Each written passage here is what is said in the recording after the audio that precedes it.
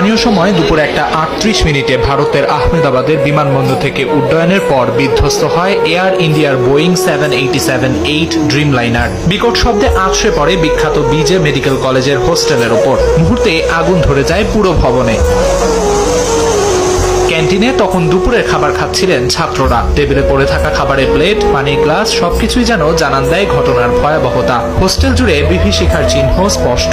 প্রথম বর্ষ থেকে পোস্ট গ্রাজুয়েট, কয়েক হাজার শিক্ষার্থীর আবাসন হোস্টেলটি। বিমান বিধ্বস্তের ঘটনায় হোস্টেলের বহু শিক্ষার্থী, হতাহতের শঙ্কা সংশ্লিষ্টদের। এদিকে ঘটনাস্থলে প্রাণ গেছে কয়েকজন এমবিবিএস ও পোস্ট গ্রাজুয়েট শিক্ষার্থীর। জীবন বাঁচাতে হোস্টেলের দ্বিতীয় তলা থেকে লাফ দিয়ে আহত হয়েছেন অনেকে। এদের মধ্যে বেশ কয়েকজনের অবস্থা আশঙ্কাজনক। একজন ছাত্রের মা জানান, বিমান দুর্ঘটনার সময় হোস্টেলেই অবস্থান করছিলেন তার ছেলে। ভবনের দ্বিতীয় তলা থেকে ঝাঁপ দিয়ে প্রাণে বাঁচলেও গুরুতর আহত হন তিনি। আমিরুল ইসলাম আলিফ, সময় সংবাদ।